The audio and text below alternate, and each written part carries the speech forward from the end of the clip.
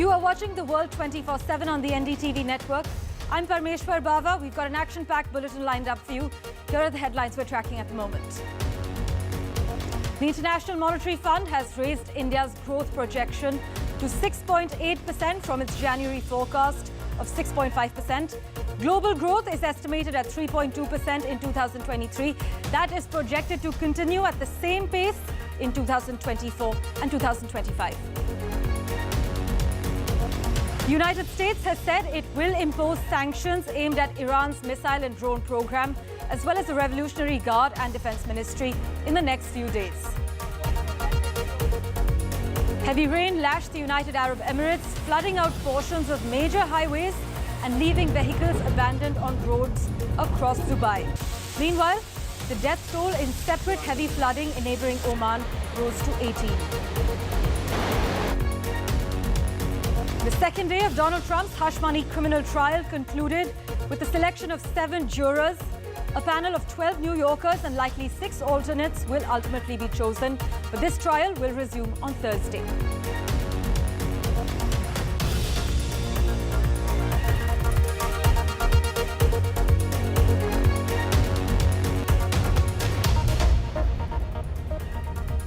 Our big focus on the World 24/7, the International Monetary Fund has actually raised India's GDP growth projection for 2024-2025 by 30 basis points to 6.8% in its update to the World Economic Outlook, citing buoyant domestic demand.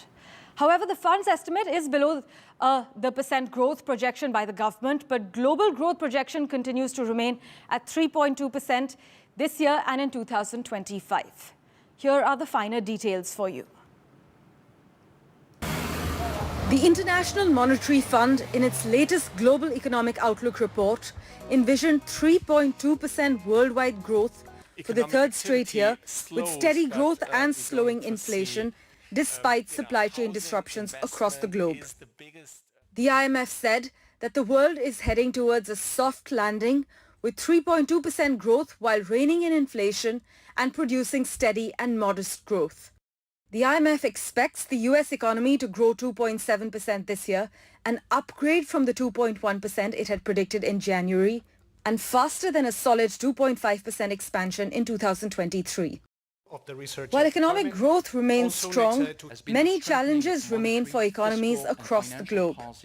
The global economy continues to display remarkable resilience, with growth holding steady and inflation declining.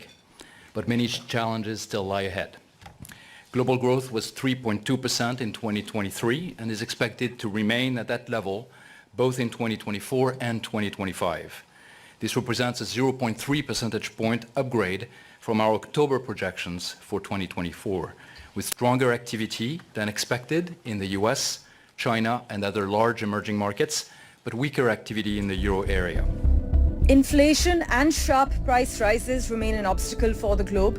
However, the IMF predicts global inflation tumbling from 6.8% last year to 5.9% in 2024, while in the world's advanced economies alone, inflation is expected to fall to 2.6% this year and 2% in 2025, brought down by the effects of higher interest rates.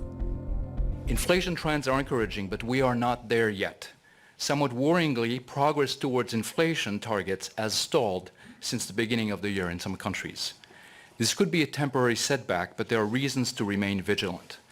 Oil prices have been rising, in part due to geopolitical tensions, and services inflation remains stubbornly high in many countries. The IMF raised India's growth projection to 6.8% in its latest report from its January forecast of 6.5%, citing bullish domestic demand conditions and a rising working age population, with India continuing to remain the fastest growing economy of the world, ahead of China's growth projection of 4.6% during the same period. However, growth in emerging and developing Asia is expected to fall from an estimated 5.6% in 2023 to 5.2% in 2024. Despite the world economy's resilient outlook, the IMF has warned that economic growth could be thrown off course by the continuing adverse effects of higher interest rates and geopolitical tensions, including the wars in Ukraine and Gaza, that have threatened to disrupt crucial trade routes, raising energy prices and more. With Disha Bagchi, Parmeshwar Bava for NDTV. And for further clarity on what this means for India and other global economies, we have Gira Pand joining us live on NDTV 24/7 at the moment. Thank you so much, Mr. Pandey, for making time for us. Well, he's also the former president of Tata Consultancy Services Asia Pacific, part of India's largest business conglomerates. And currently, Mr. Pandey is also the chairman of Apex Avalon Consulting in Singapore. Mr. Pandey, let's dive right in. India is one of the strong performers. This is what the IMF has said. Growth is projected to remain strong at 6.8% this year and 6.5% in 2025. But as an addition, the IMF also said it may revise China's full-year GDP growth forecast upwards after the country reported stronger than expected 5.3% growth for their first quarter. How are you seeing this? Yes, so the Indian performance is quite stellar. There's clearly no doubt about that. And I think all of us have been watching that growth come on. The China story is a little mixed. And I think the IMF has also mentioned it. And that is precisely because of 3 or 4 reasons. They have a huge debt overhang between the local governments and the property segment. That is a huge overhang, and they need to address that. The second issue is they also have a falling birth rate and aging population, which they need to work out. There is a huge amount of restructuring going on in China. I have done a lot of business in China, and I know some of the challenges that they face. And therefore, I think the IMF has conservatively put their growth at 4.6% rather than the 5% which the government has estimated, or the first quarter number of 5.1%. Because I think the growth is not yet picking up because of some of these drawbacks. And this will take a little while. There is a level of deflation as well that is happening in prices and retail prices. So the Chinese growth, which normally drives the Asian growth, right, because it is the second largest economy in the world, has actually slowed down other parts of Asia as well. India is not so coupled with China. So India is growing on its own steam at 6.5%. So I think that's where we see the Asian story very linked to the Chinese slowdown. Right. As far as the global economy is concerned, it remains remarkably resilient, with steady growth and inflation slowing almost as quickly as it rose. But, Mr. Pandey, worryingly, the IMF now estimates that there will be more scarring for low-income developing countries, many of which are still struggling to turn the page from the pandemic and cost of living crisis. That's true. I think we must remember that the big change, that the reason why the growth is at 3.5 is because the US has performed spectacularly. And no one expected the US growth to be so high. And in a way, because of that, the inflation has not come down to the level we wanted. And that affects every country in the South, in the global South. So you've got 3 or 4 challenges of the global South, which is what is worrying them. One is the supply chain problems because of all the geopolitics that is going on, the oil price, the commodity prices. Second is that the interest rates haven't come down as fast as we expected. And I think in a way, after seeing some of the latest numbers from the US, maybe there will be a little pause before the interest rates are brought down. So unless the Americans bring down the interest rates, the rest of the world has to suffer. In fact, the Fed chairman also spoke about that. We will get to that later in the bulletin. But as far as this IMF report is concerned, Mr. Pandey, it also warned that while inflation trends are encouraging, the IMF chief economist said that we are not there yet and that medium-term growth prospects remain historically weak. Yes, there is a pessimism in their forecast for the medium term. There is no doubt. I think there is a lot of issues. We must remember there is a huge climate story that is going on, and the impact of climate. Then there is this impact of inflation, which hasn't yet come down. Then the whole supply chain because of the geopolitics. So there are quite a few imponderables. Until we see a normal trade pattern that was there earlier, we are going to see these anxieties for the medium term. And that's what IMF has projected. Right. The IMF has stressed the need for huge global investments for a green and climate resilient future in this report as well. Right. Thank you so much, Mr. Gira Pand, for joining us live on the World 24/7. Really appreciate you making time for us and for showing us the bigger picture. Despite the world economy's resilient outlook, the IMF has warned that economic growth could be thrown off course by the continuing adverse effects of higher interest rates and geopolitical tensions, including the wars in Ukraine and Gaza that have threatened to disrupt crucial trade routes, as we have highlighted. With that, let's turn our attention now to what the US has said to Iran. Well, the US has said it will impose sanctions aimed at Iran's missile and drone program, as well as the Revolutionary Guard and Defense Ministry in the next few days, and expects its allies to also follow suit in the wake of Iran's attack over the weekend. The US National Security Advisor made the announcement on the same day that the Germans said it expected concerted EU sanctions in this regard, as the allies actually rushed to punish Iran economically while urging Israel not to launch military reprisals that could ignite an all-out war. Jake Sullivan also said that a regional air defense and early warning system would be expanded to help defend against future attacks. In Washington, though, State Department spokesperson Matthew Miller said the US will continue to try to de-escalate the conflict. Here's what Mr. Miller said. This was clearly an escalatory act, the launching of 300 missiles and drones from Iranian soil directly targeted at the state of Israel. And so what we're going to continue to do is try to de-escalate the conflict. As long as the war in Gaza continues, we're not going to be back at the place we were before October 7th. It is an ongoing process of trying to keep tensions in the region, to reduce tensions in the region and try to maintain as much calm as possible, knowing that there is an ongoing conflict that obviously exacerbates tensions in Israel and around the region.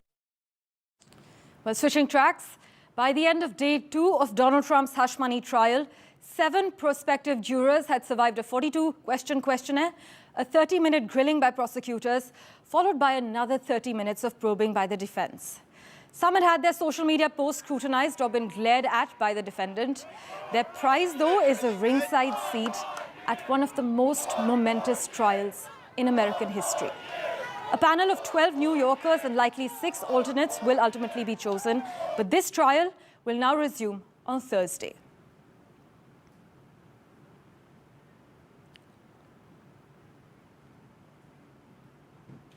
Well, in other news, scientists say that the El Niño weather event, which contributed to pushing up global temperatures along with climate change, has ended, but they're actually uncertain about what happens next.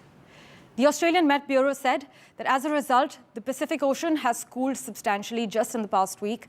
The El Niño actually began last June, which brought warmer waters to the surface of the Pacific, adding extra heat to the atmosphere. A series of monthly high temperature records around the world has led some scientists to fear that climate change has sped up. They say that only in months after the El Niño will they be able to indicate whether recent high temperatures are due to accelerated climate change or not.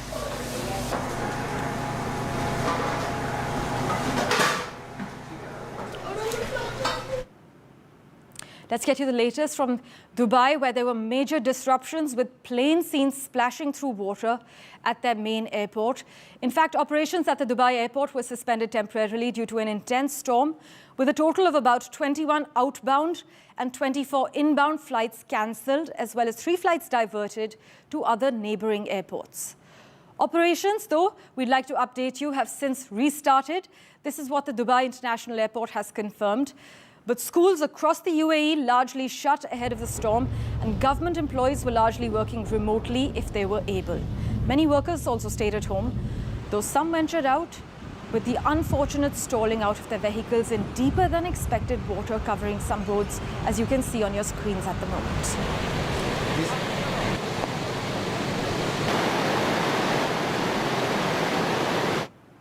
Let's turn our attention now to a crucial discovery. The supermassive black hole at the center of our galaxy is the undisputed heavyweight champion of the Milky Way. But newly spotted object takes the crown for the most massive stellar black hole known in our galaxy, weighing at an impressive 33 times the mass of our sun. Astronomers have detected the largest stellar black hole with a mass 33 times that of the sun in the Milky Way galaxy. It's also the second closest black hole to Earth, sitting about 2,000 light years away from the planet. A stellar black hole is formed when a star collapses, and so far, the ones found in our galaxy have actually been about 10 times as big as the Sun in terms of just mass. But fun fact for you, the serendipitous discovery is so important that scientists released details of the object earlier than planned to enable other astronomers to perform further observations as soon as possible.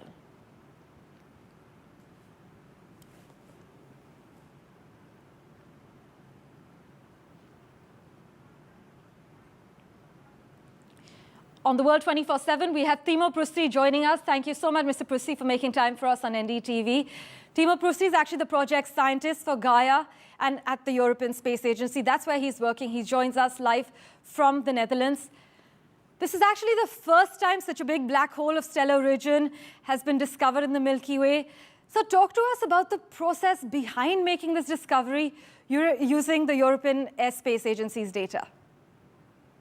So the detection is made with the Gaia satellite, and it is actually not a surprise that we will see something like black holes, because what Gaia is very good in observing is tiny little wobbles of stars in the path on the sky. And in this case, what was discovered is that there is a star which seems to be wobbling around something which we don't see at all. So it's like wobbling around emptiness. And then you do all the calculations and you come out to the conclusion that the only possibility is that there is a black hole which is invisible in the light, but the gravitation is causing the other star to wobble around this black hole. But Mr. Prusti, help us understand, what does this discovery mean for us? How do we understand and explore stars now on? Well, actually, it's more like indication what we don't understand. The theoretical models don't really anticipate that this kind of black holes could exist. And it has been a puzzle because there has been recently gravitational wave detections which indicate from other galaxies that they are caused by black holes of this mass, about 30 times more massive than our Sun. But all the black holes which we have seen in our Milky Way galaxy in totally different method, they are not as heavy. So it is important to confirm that, yes, we have to really correct our theoretical models to understand how these massive black holes, stellar black holes, can actually form. Well, science is all about falsification at the end of the day. But Mr. Prusti, what makes this black hole discovery different to the ones we have made earlier? What makes this discovery unique? It kind of connects two totally different observational methods. So the gravitational waves have demonstrated that we have black holes in other galaxies which are very massive. We knew that in our galaxy there are stellar black holes which are not as massive. And now the importance of this one is saying that, yes, it's nothing strange. We do have in our galaxy also this kind of black holes, what we see in totally other methods in other galaxies. So it's like a confirmation that, yes, this category of black holes truly exist. And does this black hole pose any threat to our galaxy? No problem at all. Actually, it is just like mass. So the other star is just happily going around this black hole without noticing it anymore at all. And it's, the comparison is maybe bad. It's like we are going around the sun and sun is not the threat to us. The similar way, the black hole is not the threat to the star which is going around it, nor the rest of the galaxy. Right. And what is your team going to do now with this crucial discovery? What are the next steps? Well, the discovery was made actually as part of the data processing. And in principle, we don't release these kind of results early on because the aim is that it's the worldwide astronomical community who studies this phenomena. However, this we considered so important result that we wanted to bring it immediately to the attention of the whole scientific community. But most of the follow-up we really leave it to the community that, okay, this is a very peculiar case, and I'm sure there will be a lot of theoretical work, people trying to do models, and there are a lot of people will go to other kind of observational methods. But that one we leave to the community. Well, Mr. Prusy, as we wrap, could you explain to our viewers how will this black hole help us in better understanding other black holes that have been discovered in the past? The importance is that we really understand that there is a population of black holes in our galaxy. So with the Gaia satellite, we can detect them as long as they are close to another star, because otherwise you don't see the black hole. So we need the other star to wobble, which we can see. So it indicates that it is becoming more and more like common to understand that, yes, our Milky Way galaxy have these black holes which have been so far pretty invisible, and they are there just like normal stars with us. Right, black holes of this type have only been discovered in very distant galaxies, as Mr. Prusy has highlighted, and this new discovery challenges scientific ideas about how massive stars come about and grow. Thank you so much, Timo Prusy, for making time for us on NDTV. Really appreciate it. Let's turn our attention now to the corals around the world, which are turning white and even dying as recent record ocean heat takes a devastating toll. It has triggered the 4th global mass coral bleaching event, according to the US National Oceanic and Atmospheric Administration. In fact, ocean heat records have been falling for months, but this is the first global evidence of how this episode is affecting sea life. My colleague Vishal Vivek breaks down the details for you.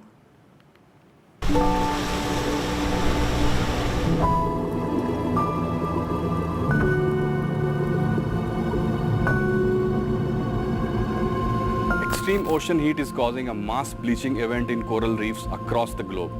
US government scientists have confirmed.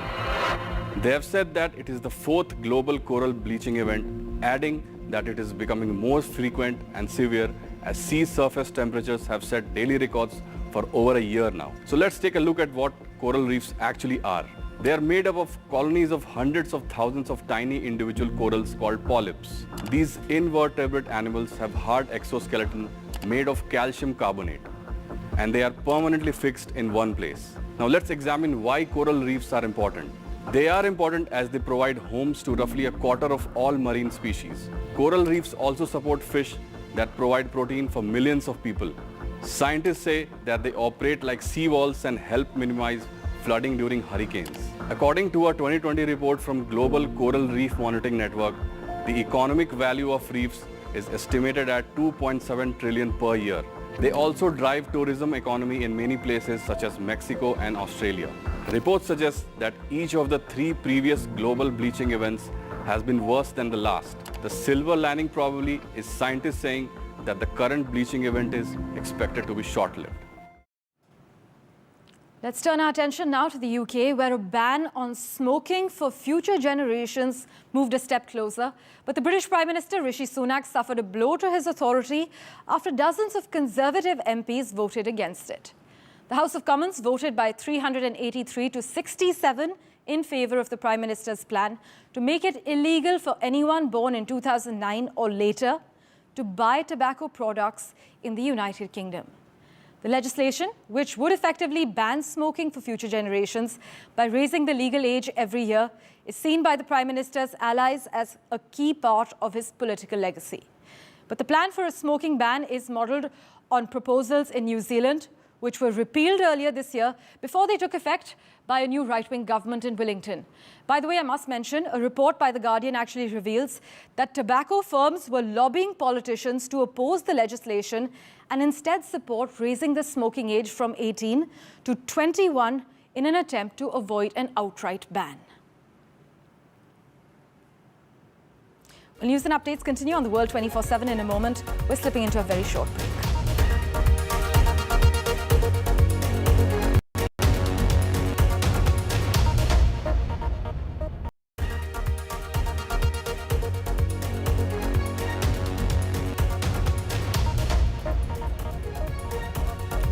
Welcome back.